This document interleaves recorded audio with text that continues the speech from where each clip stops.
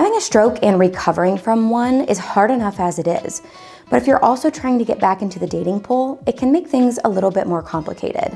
So today we're going to talk about concerns that you may have and what you can do to build your confidence to get back out there. Let's get into it. Getting started.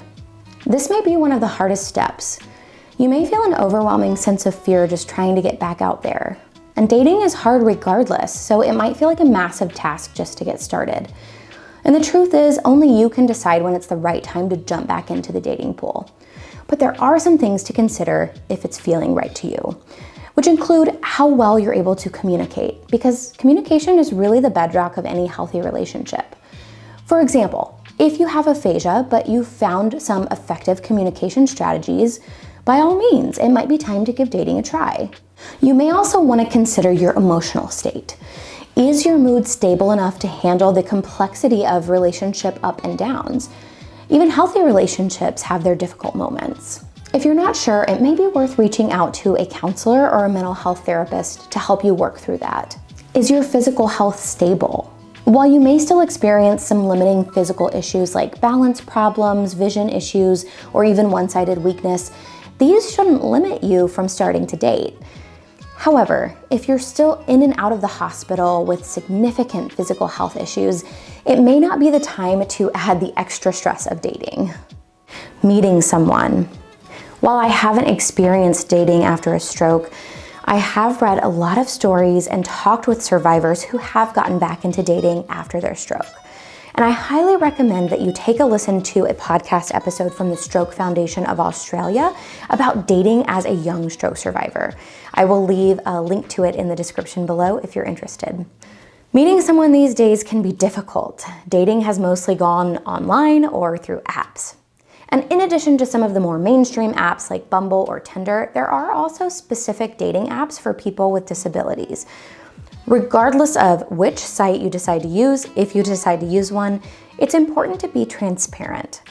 I know it can be hard, but if you can try to infuse a little bit of humor in how you describe yourself or maybe some of the issues you're dealing with, it may make it easier for someone to approach you or feel less intimidated.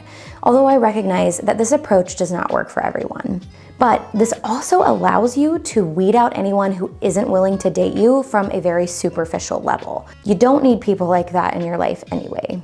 Secondly, don't rule out meeting someone in person, including through a support group. You may find that there's no one quite like another survivor or someone who deals with other chronic health issues who understands what you're going through. Thirdly, if someone is upfront with you that they don't want to date you and it's potentially due to an issue or a disability that you experience, if you can, try your best to move past it.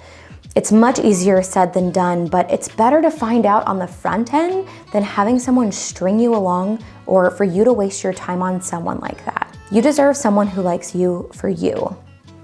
Communication. Once you've met someone, communication is really and truly the key in any relationship. If you experience aphasia but you're able to speak, try and explain that your thinking capabilities are fine, but you just need extra time to get the words out. Be upfront about the things that you struggle with. The hope is that whoever you begin to date will like you for you. You may deal with neurofatigue, for example, which can significantly impact how you interact on a day-to-day basis. If a dating partner expects you to go out with them every day, that may not work out. You may not have enough spoons for that. There may also be things that you're just not able to do.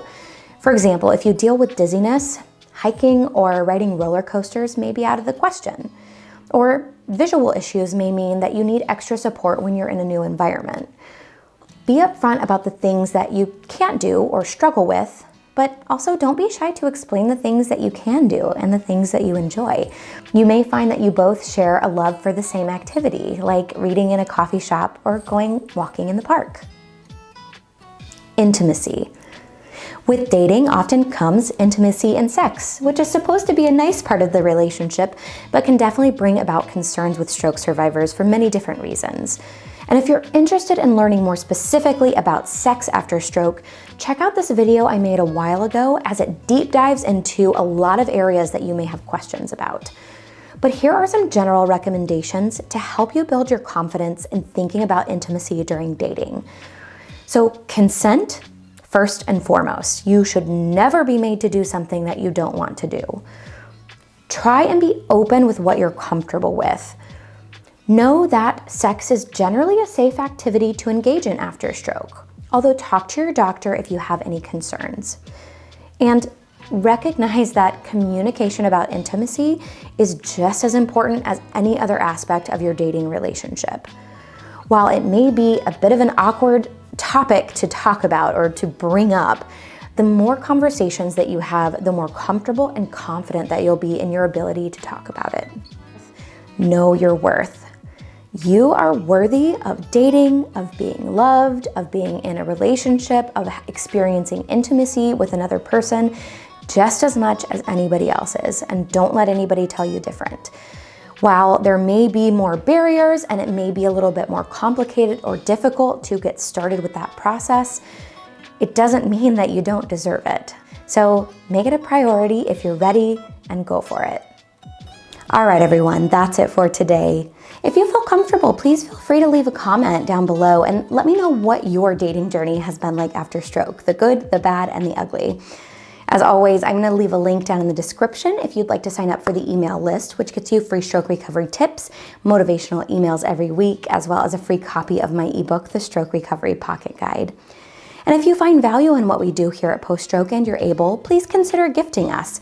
You can do that by either giving us a super thanks in the YouTube bar below, by giving us a one-time donation via PayPal, or by becoming a Patreon member, where in exchange for a monthly donation, you get access to cool perks like social media shoutouts, behind the scenes footage, and even YouTube shoutouts.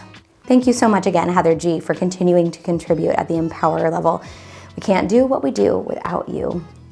Thank you all so much for watching. I'll see you next time.